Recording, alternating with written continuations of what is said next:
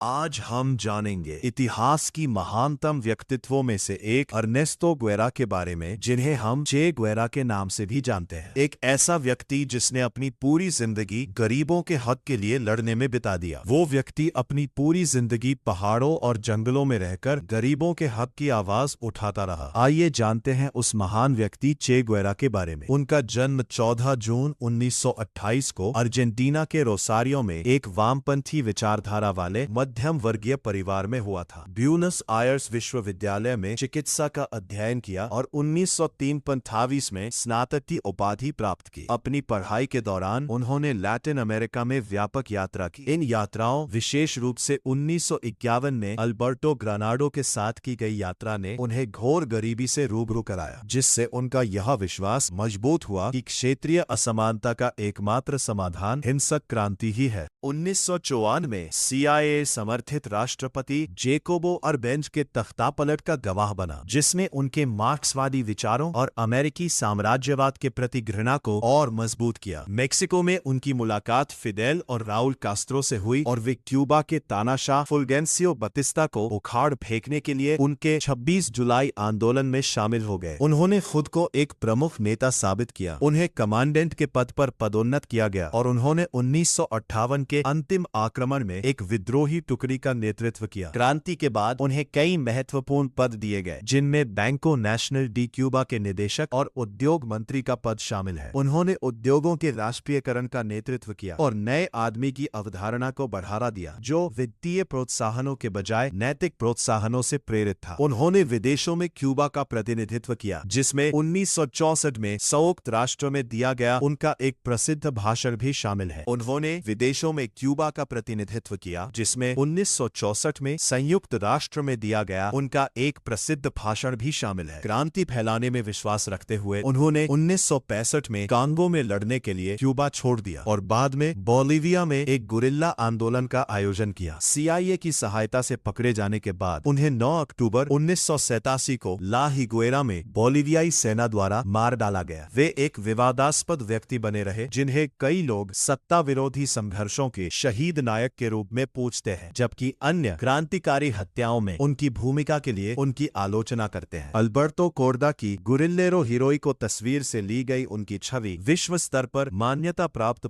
सांस्कृतिक प्रतीक है। इस प्रकार इतिहास के इस महान व्यक्तित्व का अंत हो जाता है। उम्मीद है इससे आपको कुछ नया सीखने को मिला होगा। ऐसे ही इंटरेस्टिंग बातें जानने के लिए हमारे चैनल रियलिटी रिवील्ड को सब्सक्राइब करें, जिसका लिंक आपको कमेंट बॉक्स के डिस्क्रिप्शन में मिल जाएगा। वीडियो पर बने रहने के लिए धन्यवाद।